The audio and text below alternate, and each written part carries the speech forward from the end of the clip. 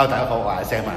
咁今日介紹天譽海嘅單位啦。咁呢個單位嘅間隔咧就3房1套房，咁啊有2個半廁嘅。咁啊門口嗰個洗手間咧，淨係畀你去真係洗手間啫，就冇沖涼位嘅。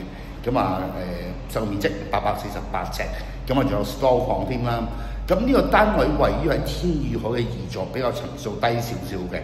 咁啊到時睇下新買家睇啱咗之後，睇下會唔會個價錢有啲超驚喜價啦，咁啊唔阻大家參觀下單位入邊嘅價格先。好啦，我哋入到單位嘅大門啦，咁大門口側邊咧就有個小嘅儲物室，咁啊擺放雜物啦、鞋啦。咁呢個雜物呢個儲物室咧就有少少三角形嘅。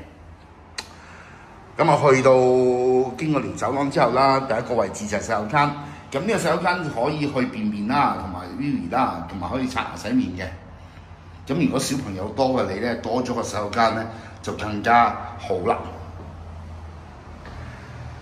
咁啊長直下飯廳，去到廚房連接嘅工作平台。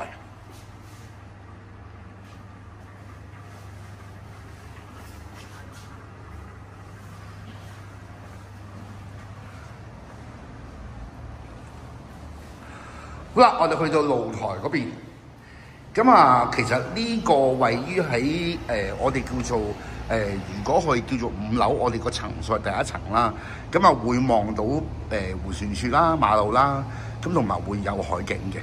咁樓下咧仲有個地下花園嘅。我哋露台慢慢出去下飯廳。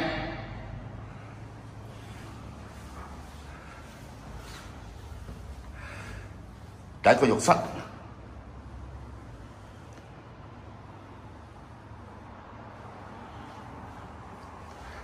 第一間睡房，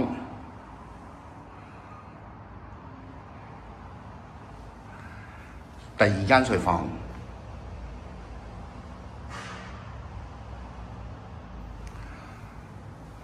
主人套廁係一個明廁有窗嘅。好啦，主人房方面咧，呢邊就留咗個位置啦，可以做到頂嘅高身大衣櫃啦。